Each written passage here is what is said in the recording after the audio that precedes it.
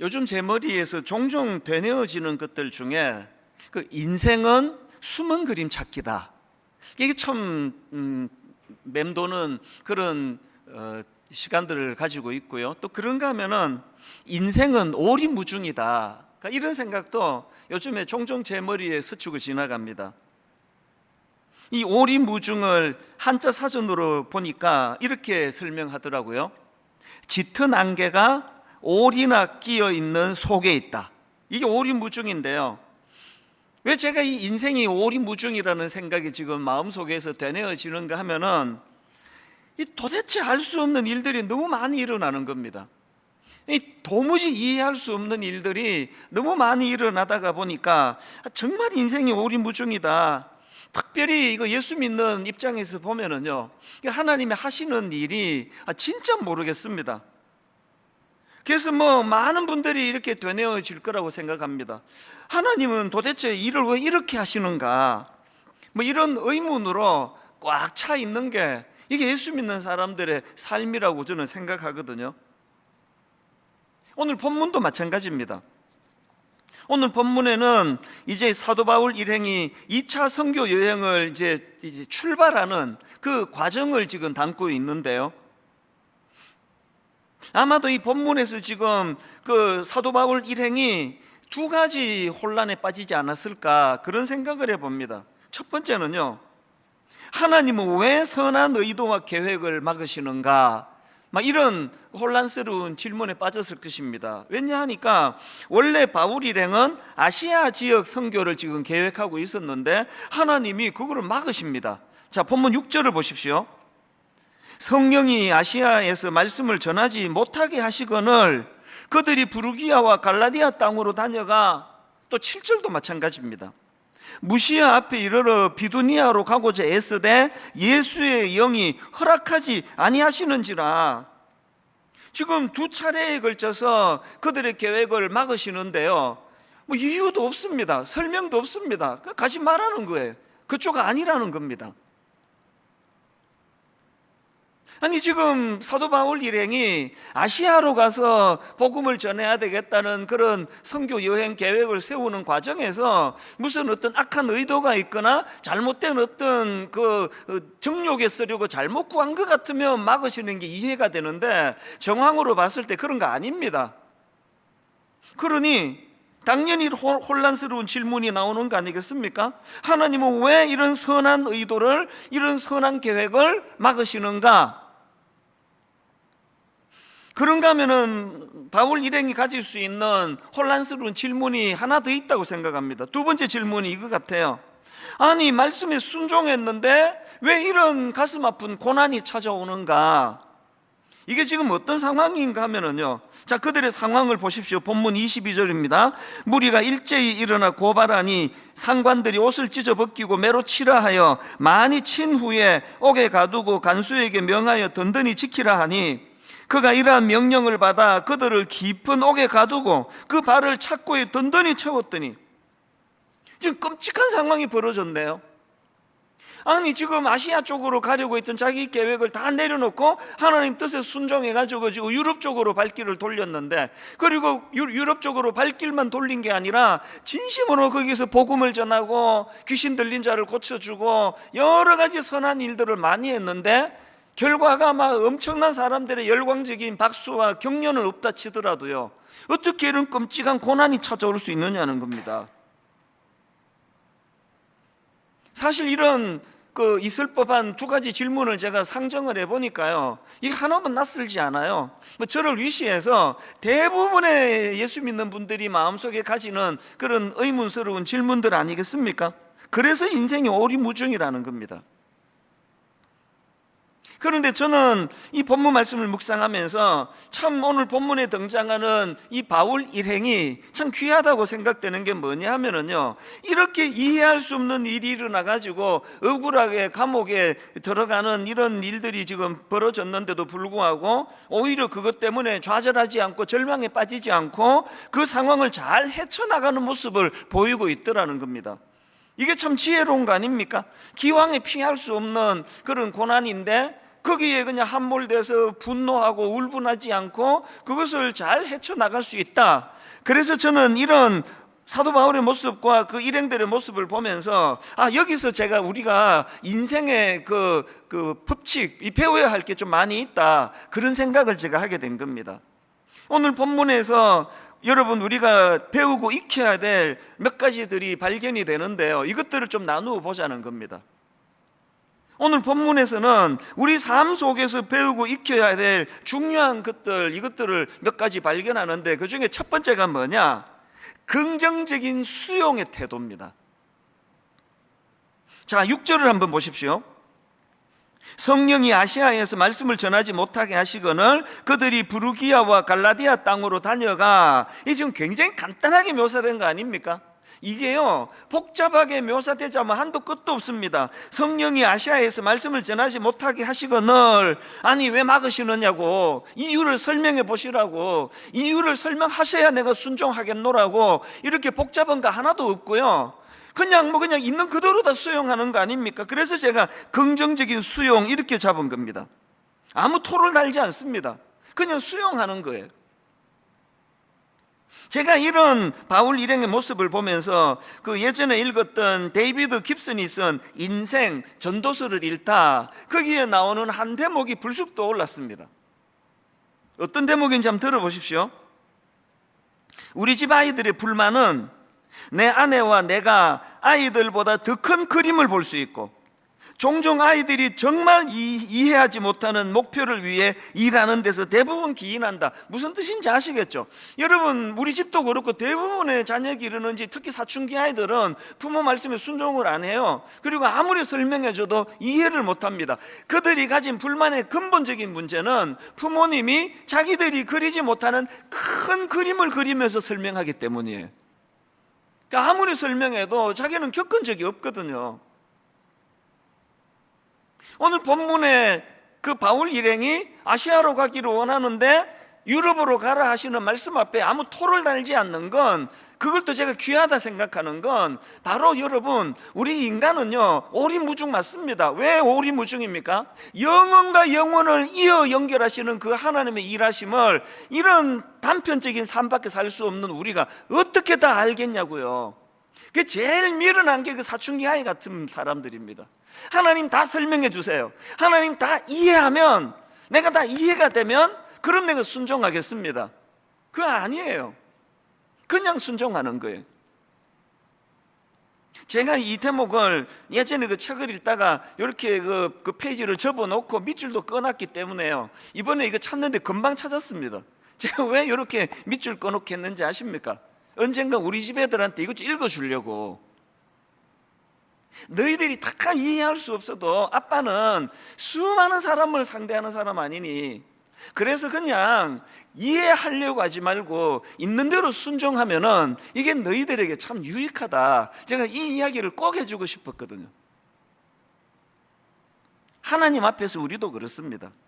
지혜로운 사람은요, 영원하신 하나님의 계획 앞에 그냥 순종하는 겁니다. 제가 이 훈련해야 되겠다 생각했던 게 한 40대 후반, 50대 초반 정도로 기억이 되는데요, 그래서 토 달지 않고 일어나는 모든 일들에 대해서 무조건 순종해보자, 순종하면 제가 이거를 수용해보자, 제 인생이 본격적으로 편해진 게 그때부터입니다. 한번 해보세요. 코로나19가 딱 터졌을 때요, 저 갈등 없었습니다. 아니 왜 이런 일이 일어나지? 왜 모든 스케줄이 지금 다 이게 지금 차질이 생기게 되지? 제가 이런 질문을 해본 적이 없습니다.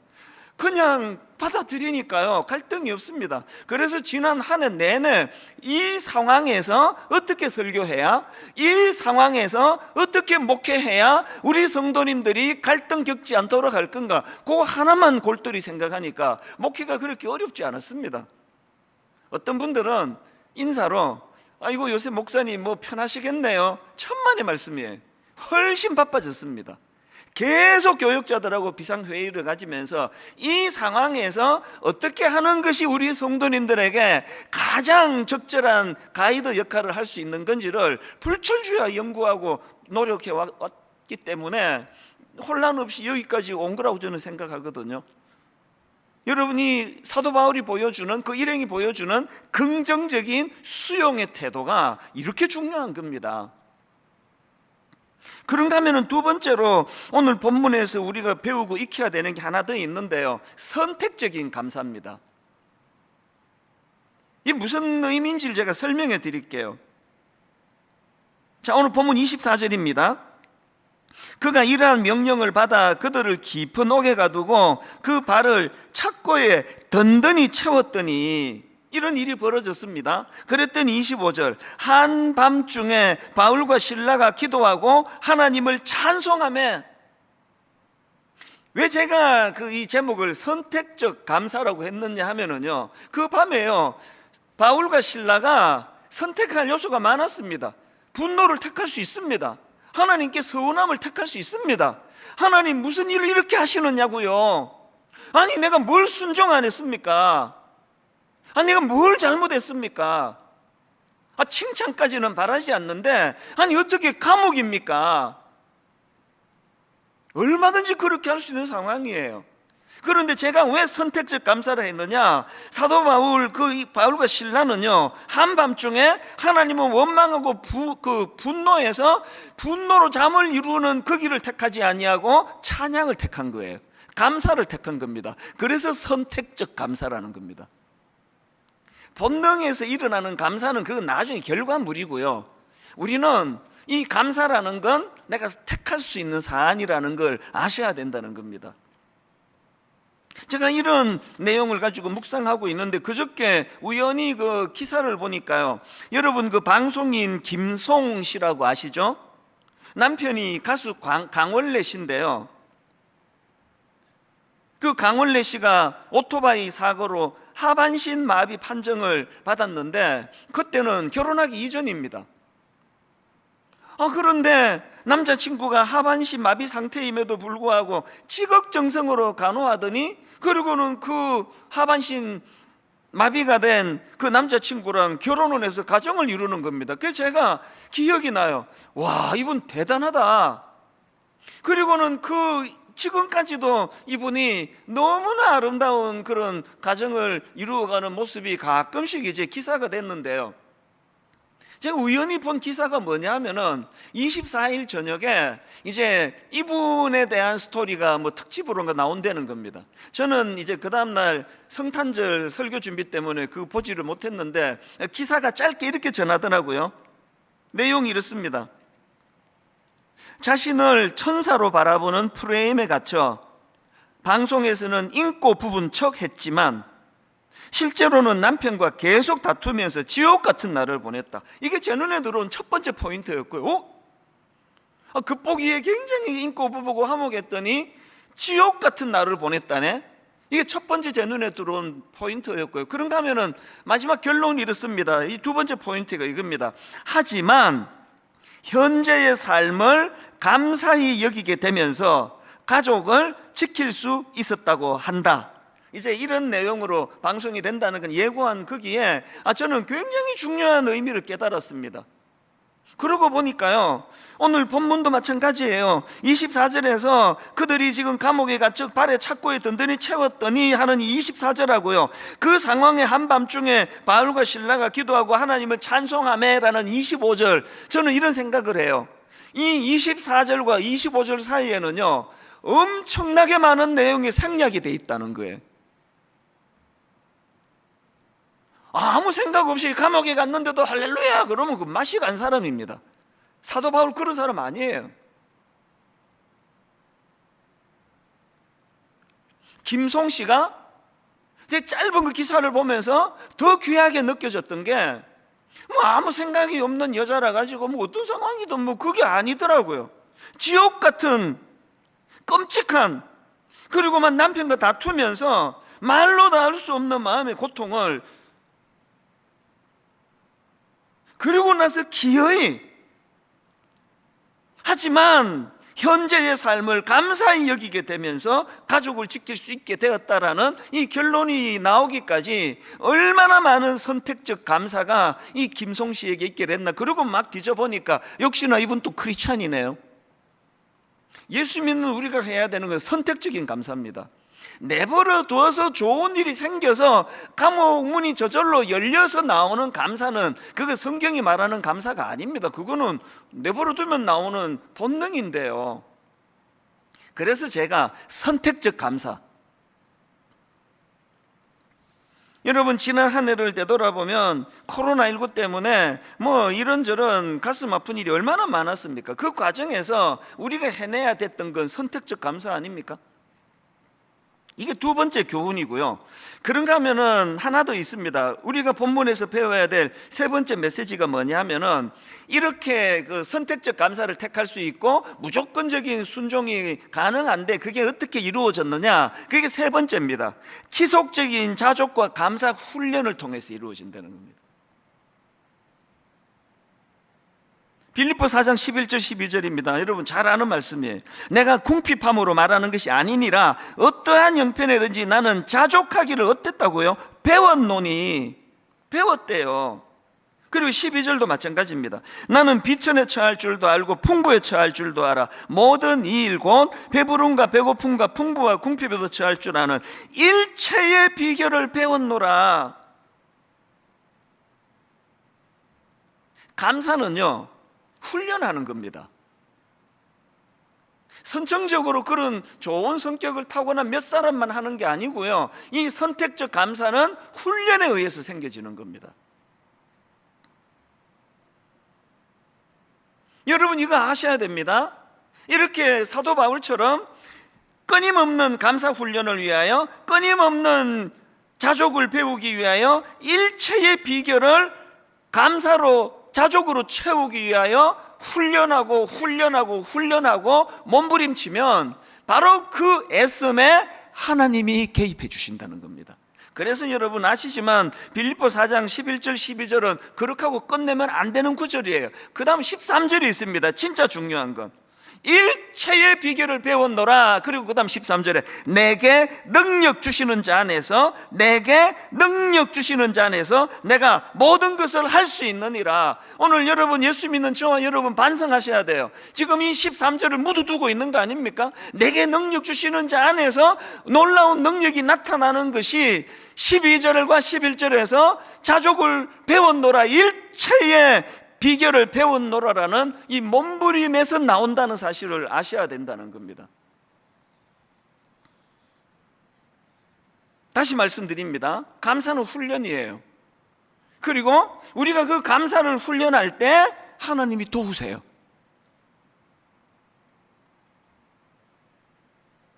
그렇기 때문에 이 사도 바울이 보여준 지속적인 자족 훈련, 이거는요 다름 아닌 시선을 바꾸는 훈련입니다. 13절에 내게 능력 주시는 자, 이게 보여지기 시작하는 게 이게 자족 훈련이거든요. 그러니까 이 훈련이 안 된 사람은 사도 바울처럼 차가운 감옥만 보여요.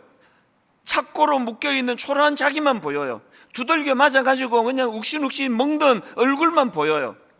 그런데 이 자족훈련이 이루어진 바울 같은 사람은 그런 현실과 상황이 보이는 게 아니라 그런 현실과 상황 너머에 계시는 내게 능력 주시는 자, 그분이 보여지기 시작하는 거, 이게 자족훈련입니다.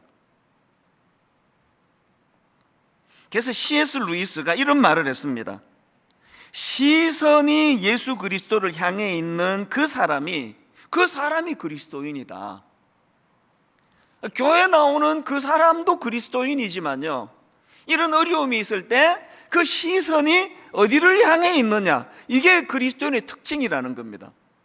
시선이 예수 그리스도를 향해 있는 사람이 그리스도인이다. 자넷 어스킨 스튜어트라는 분도 비슷한 이야기를 했는데요, 이렇게 말했습니다. 기쁨은 고통의 부재가 아니라 하나님의 임재이다. 저는 이 구절을 발견하고요, 이렇게 내 마음에 너무나 감동적으로 와닿는 구절이 몇 구절 안 된다 생각했습니다. 다시 한번 들어보세요. 기쁨은 고통의 부재가 아니라 하나님의 임재이다. 감옥이라는 고통이 없어질 때 찾아오는 게 기쁨이 아니고요, 감옥 속에서도 하나님의 임재가 그게 기쁨이라는 겁니다. 여러분, 언제까지 우리가 환경 좋아질 때까지 기다리고 있겠냐고요. 기쁨은 고통의 부재가 아니라 하나님의 임재이다. 그런가 하면은 페리 노블이 쓴 삶의 어떤 순간에도 하나님, 이 책에 나온 한 대목인데요, 이것도 너무 감동적입니다. 인생 최대의 문제점은 죄를 짓는 것이 아니라 예수 그리스도를 모르는 것이다. 죄 안 짓는다고 감사가 나오던가요? 죄 안 짓는다고 기쁨이 회복됩니까? 인생 최대의 문제점은 죄를 짓는 것이 아니라 예수 그리스도를 모르는 것이다. 이런 점에서 저는 올 한 해를 이 성경 구절로 마무리 지어지면 좋겠습니다. 시편 62편 5절, 나의 영혼아 잠잠히 하나님만 바라라. 나의 영혼아 잠잠히 하나님만 바라라. 물은 나의 소망이 그로부터 나오는도다. 여러분, 이 말씀으로 올 한 해가 마무리될 수만 있다면 코로나19 때문에 어긋나버렸던 수많은 계획들, 코로나19 때문에 혼란스러웠던 그 모든 것들이 재료가 되어서 내 마음에 기쁨과 감사를 주게 되는 능력이 나타나는 줄로 믿으시기를 바랍니다. 여러분, 우리가 이 사도 바울이 또 방금 읽어드렸던 다윗이 보여줄 수 있는 이 성숙함은 바로 지속적인 자족과 감사 훈련이라는 거, 그리고 지속적인 자족과 훈련, 그 감사의 마지막 목표는 우리와 함께 하시는 그 하나님을 바라보고 인식하기 시작하는 훈련이다. 그래서 여러분, 다시 말씀드리고 다시 부탁드립니다. 153 감사 노트 쓰기 훈련 진짜 부탁드립니다. 153, 왜 153이라고요? 1, 하루에 한 번 이상 말씀을 묵상하자는 거예요. 감사의 근거가 말씀에서 나와야 되거든요. 그 다음에 5가 뭐라고요? 하루에 5가지 이상 감사거리를 한번 적으면서 그것을 좀 돌아보자는 겁니다. 그 다음에 153, 3은 3명 이상, 3사람 이상에게 이 마음에 회복된 감사를 전하고 또 그 사람에게 감사를 표현하자는 거 아닙니까? 여러분, 꼭 뭐 우리가 만든 153 감사 노트를 구입 안 하셔도 됩니다. 아무 노트나 쓰시면 됩니다. 아무 노트나 가지고 그냥 써 내려가시면 됩니다. 중요한 건 지속성이에요. 지속성. 하다 말다 소용없습니다. 전문가들의 견해에 따르면요, 이 새로운 습관이 몸에 익숙해지는데, 몸에 배는데 대략 한 3주, 한 21일 정도가 걸린답니다. 한 3주 정도는 지속적으로 해야 이게 이제 즐거움도 느껴지기 시작하고 이게 내 몸에 배어지는 겁니다. 그런데요, 근래에 나온 그 유니버시티 칼리지 런던 캠퍼스에서 나온 발표, 그 연구 결과를 보면은 또 다른 주장을 해요. 사람이 진정한 행동의 변화를 일으키려면 3주 갖고는 안 되고요, 약 2달에서 6달 정도의 시간이 필요하다는 겁니다. 뭐가 맞는지 모르지만요, 우리는 21일만이라도 해보자고요. 이게 지속적인 훈련 아닙니까? 감사 훈련. 그래서 이제 제가 하루에 10,000보씩 걸어야 되겠다 그러고 새벽에 나가가지고 막 10,000보를 여름에 많이 걸은, 요즘 추워서 또 주춤해졌는데 여름에 막 그렇게 10,000보씩 걸을 때는요, 시간이 됐는데 제가 안 나가면 몸이 못 견뎌 해요. 기어에 나가게 만들어요. 이 몸에 배는 거예요. 감사도 마찬가지입니다. 21일간 훈련해서 이루어지는지 2달에서 6개월 해야 이루어지는지 모르지만 그거 만들자는 겁니다. 이 감사가 몸에 배도록. 그래서 감옥에서도 선택적인 감사가 저절로 나올 수 있도록, 그래야 내게 능력 주시는 자 안에서 오늘도 하나님이 나와 함께 일하신다는 걸 맛볼 수 있기 때문입니다. 여러분, 오늘 이 한 해를 마무리하는 맨 마지막 주일인데요, 내년을 우리가 꿈꾼다면 이 3가지를 꿈꾸면 좋겠습니다. 이 긍정적인 이 수용이 필요합니다. 자꾸 내 인생에 일어나는 것에 대해서 토달고 자꾸 그걸 가지고 이해를 못하겠다고 원망하고, 그래서 아무것도 달라지는 거 없습니다. 수용하는 거예요. 복잡하게 생각할 거 없습니다. 그냥 수용하는 거예요. 그런가 하면은 선택적인 감사를 택하는 겁니다. 이 상황에서 뭐 원망하고 분노한다 해도 이건 뭐 당연한 거다, 이런 상황이 있을 때 나는 그럼에도 불구하고 감사를 택하겠다. 그리고 제일 중요한 거, 이 모든 것들은 지속적인 자족 훈련, 감사 훈련을 통해서 이루어진다. 여기다 이제 한 가지를 더 다루고 싶은데요.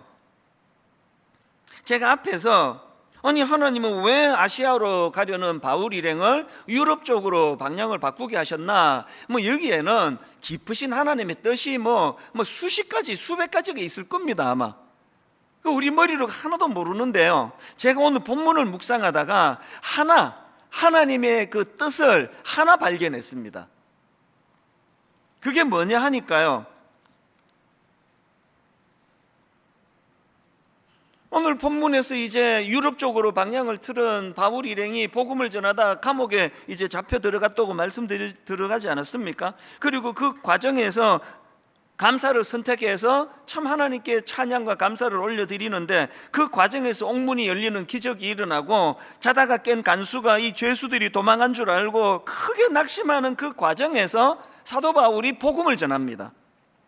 그 내용이 30절부터 34절까지 나오는데요, 간수가 이렇게 질문합니다. 30절, 그들을 데리고 나가 이르되 선생들이여 내가 어떻게 하여야 구원을 받으리까 하거늘 이르되 주 예수를 믿어라, 그리하면 너와 내 집이 구원을 받으리라 하고 주의 말씀을 그 사람과 그 집에 있는 모든 사람에게 전하더라. 그 밤 그 시각에 간수가 그들을 데려다가 그 맞은 자리를 씻어주고 자기와 그 온 가족이 다 세례를 받은 후, 그 다음 34절입니다.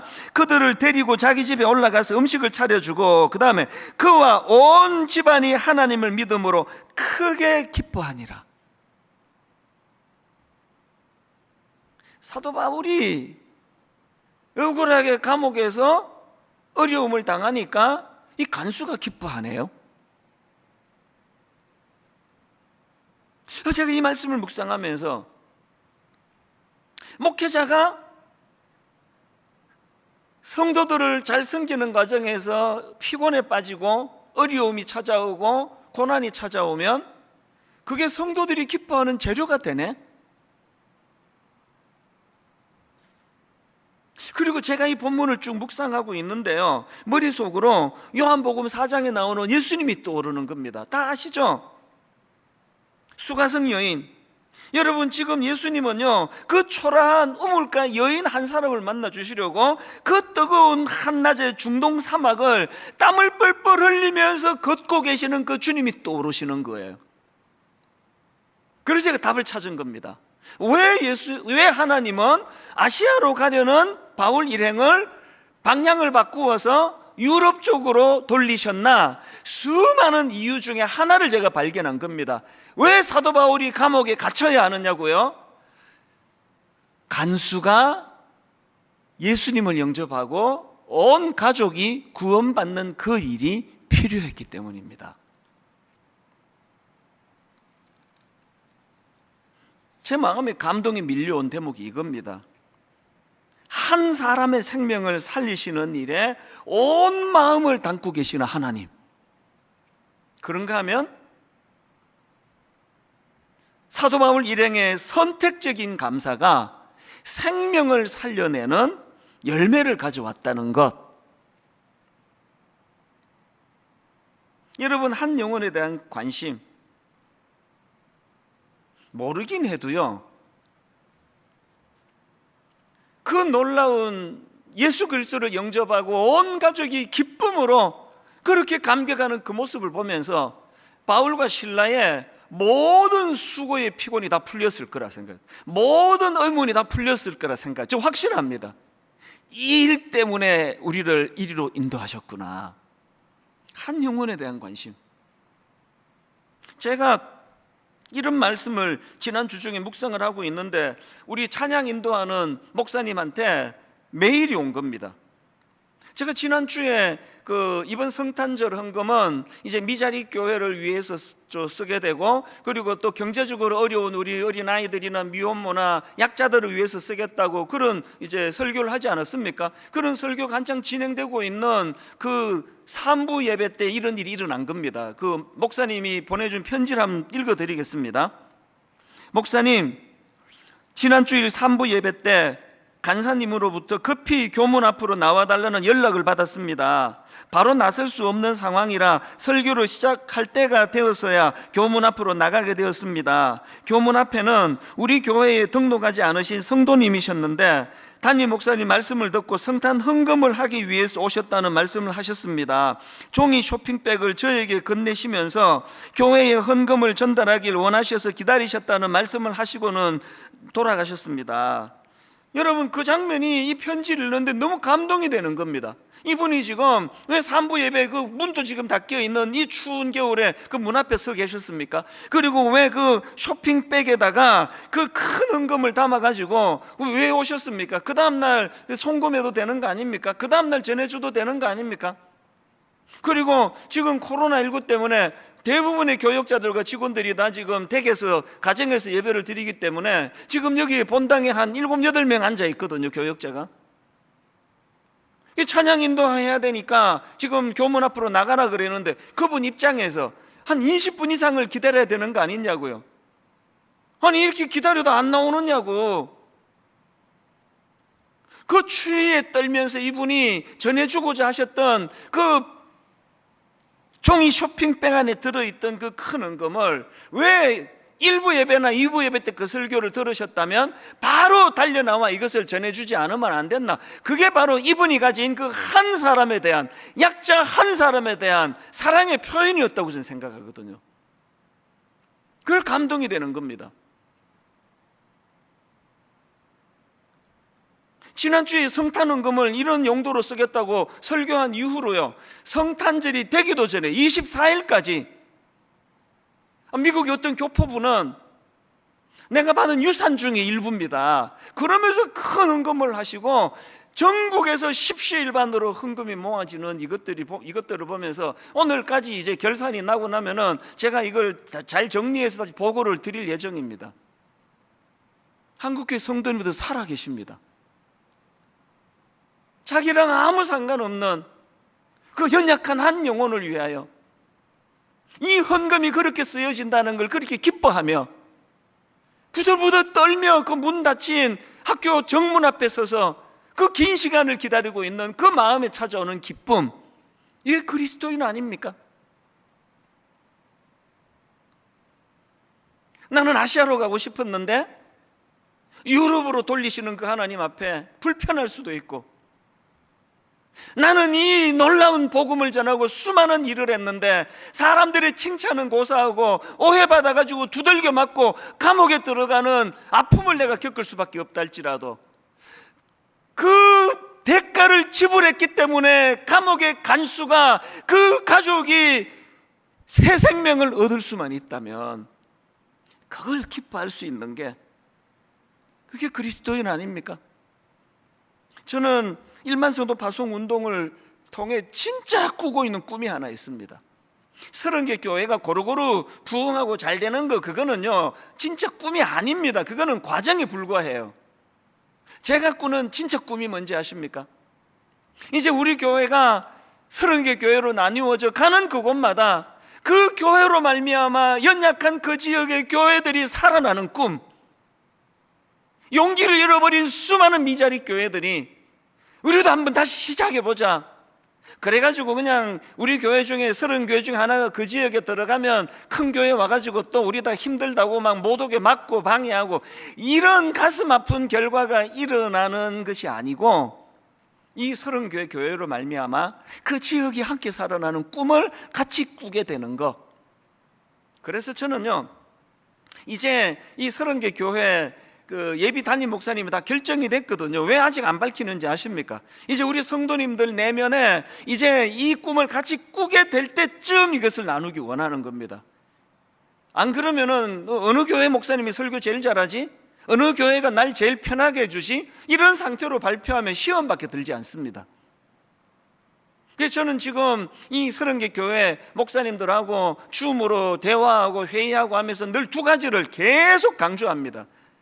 반복에 또 반복하는 두 가지가 있는데, 여러분이 30개 교회 안에 선정이 됐다고 이제 나는 이제 뭐 그냥 목회 그냥 편하게 잘하겠다, 이 큰일 날 생각입니다. 이제 이 30개 교회 목사 모두가 다 죽는 길을 택해야 됩니다. 우리 죽어야 됩니다.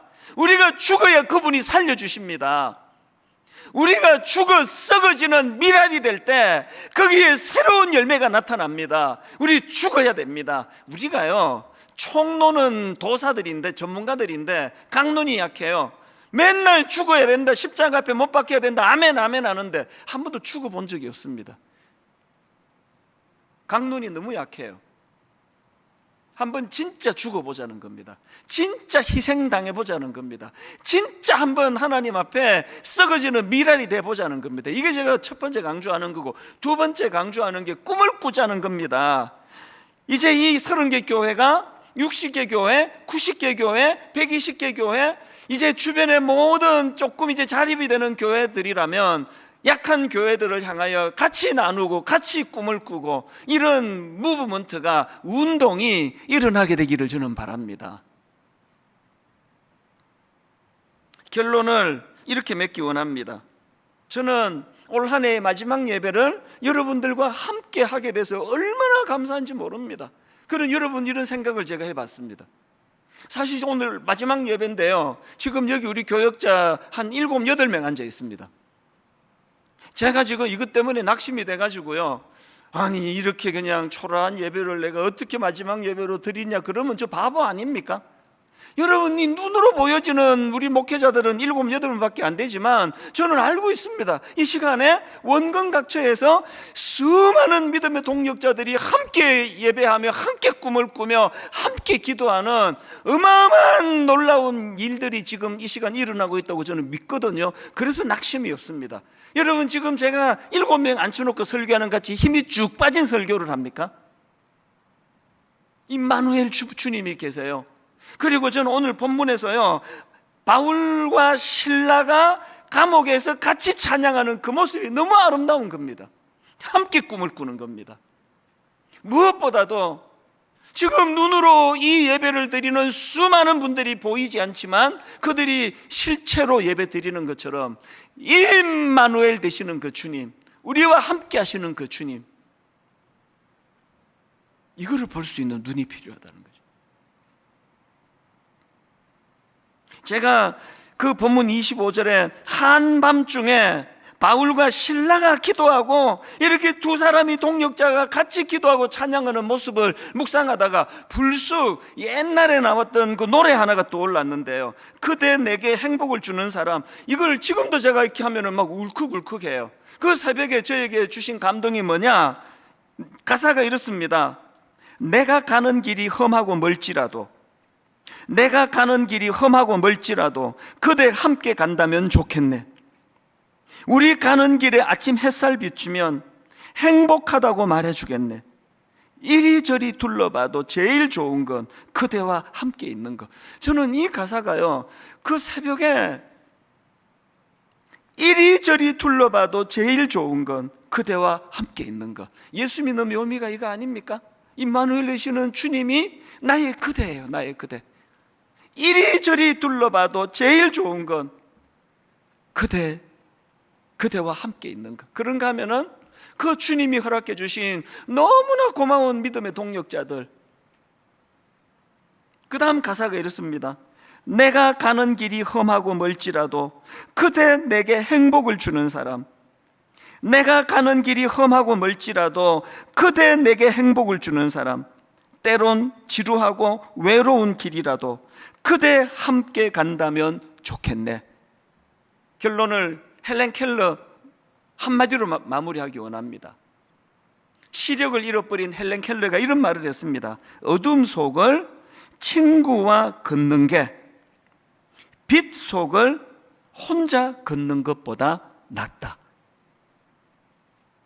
코로나19로 뒤죽박죽이 돼버린 내 스케줄과 내 생활과 내 상황이었지만 어둠 속을 친구와 함께 걷는 게 빛 속을 혼자 걷는 것보다 낫다. 올 한 해에 모든 축약된 마무리의 말씀이 이 말씀이 되기를 바랍니다.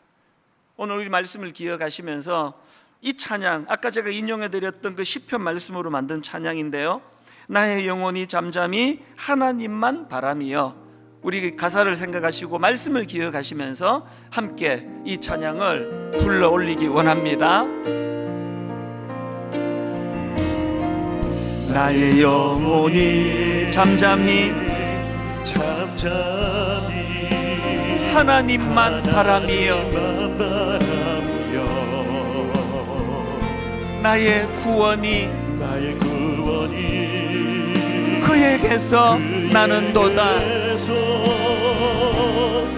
여러분, 우리 자신들에게 이렇게 한번 선포해 보세요. 나의 영혼아 잠잠히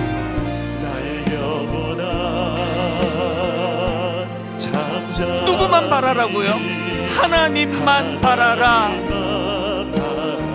이거 우리가 경험해야 합니다. 나의 소망이 저에게서 나는도다. 나는 오직 주만이 나의 반석, 나의 구원이시니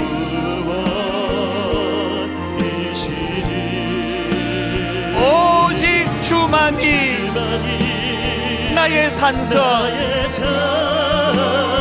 내가 요동치 아니하리.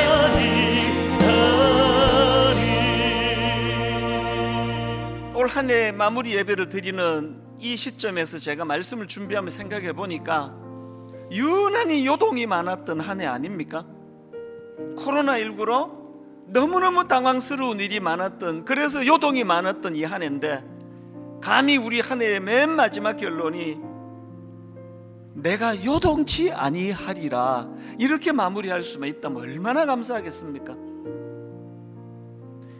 여러분, 그 간수 한 사람, 그 한 가정의 구원을 위하여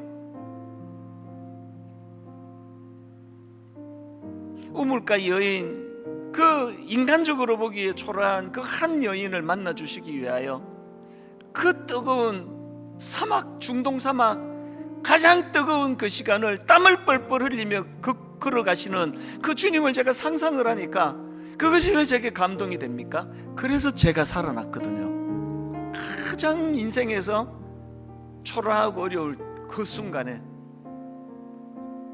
여러분, 이 찬양 같이 한 번 더 불러드릴 때 우리 한 해의 마무리가 내가 요동치 아니하리, 내가 요동치 아니하리, 내가 요동치 아니하리, 하나님, 이렇게 고백하며 마무리되는 올 한 해가 되기를 바랍니다. 이 사모하는 마음을 가지고 우리 한 번 더 다시 한번 이렇게 노래합니다. 2절, 나의 영혼이 간절히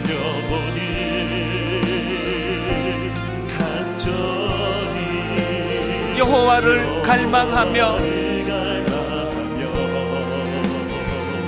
나의 입술이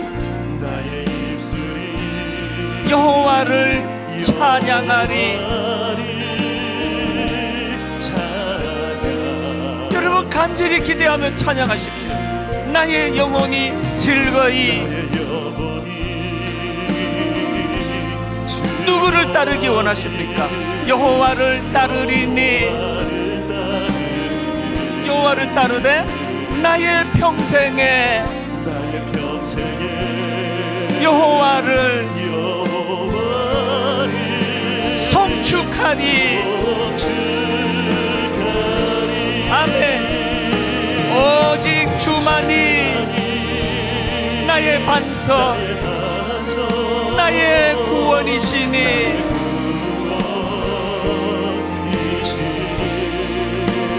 오직 주만이 나의 산성, 그래서 내가 요동치 아니하리. 나의 구원, 나의 영광,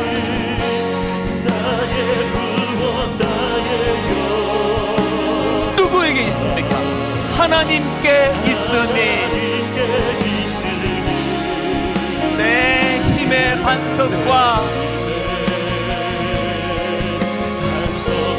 피난처 되시네.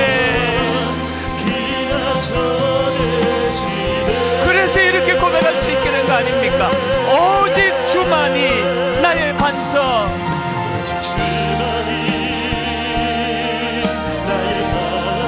나의 구원이시니 오직 주만이 나의 산성, 내가 요동치 아니하리.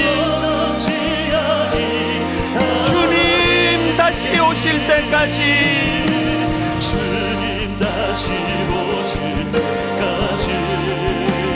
나는 일어나 달려가리라. 주의 영광 온 땅 덮을 때 나는 일어나 노래하리. 지난 한 해 모든 어려운 것들이 다 최저화되어 내 사모하는 주님, 온 세상 구주시라.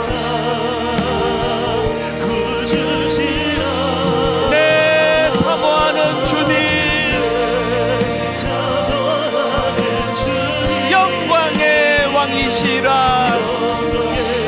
우리 다 차례에서 일어나셔서 마음을 다하여 노래합니다. 주님 다시 오실 때까지 나는 일어나 달려가리라. 주의 영광 온 땅 덮을 때 나는 일어나 노래하리. 여러분, 지난 한 해 모든 우리가 겪었던 죄들이 다 녹아내려 내 사모하는 주님, 온 세상 구주시라.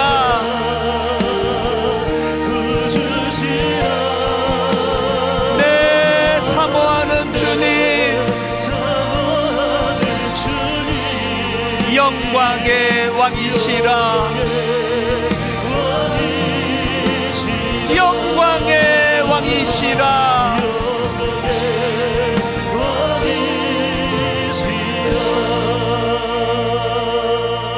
한 해를 마무리하는 이 예배에 지난 1년 코로나19 때문에 아팠고 상했고 좌절됐고 나는 아시아로 가기를 원했는데 그것이 잘 이루어질 수 없어.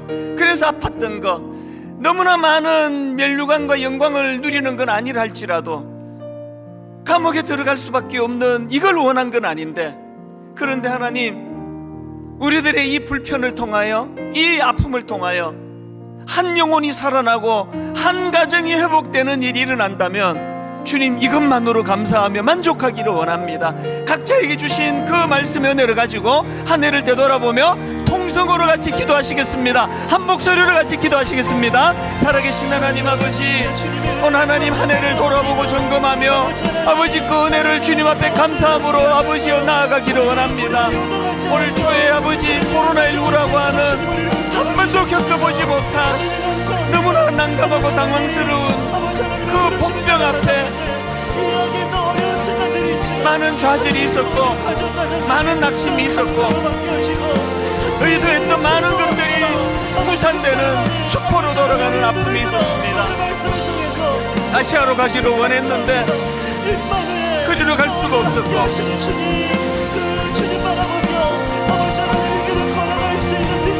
주님 이름을 가지고 복음을 전하며 귀신을 쫓아낸 결과가 감옥에 갇히는 기대하지 않았던 결과로 나타나는 그 현실 앞에, 그러나 하나님 합력해서 선을 이루시는 그 하나님을 의지하고 신뢰하며 그렇게 나아가기를 원합니다. 하나님 아버지, 지속적으로 하나님 앞에 자주하게 훈련이 일어나고 감사 훈련이 일어나고 할 때에 내게 능력 주시는 자, 그분이 바라보고 보여지는 훈련이 이루어지게 되는 줄로 믿습니다. 상황만 보고 현실만 보여지는 연약한 우리들의 시선이 내게 능력 주시는 자 그분에게로 옮겨가게 하여 주시옵소서.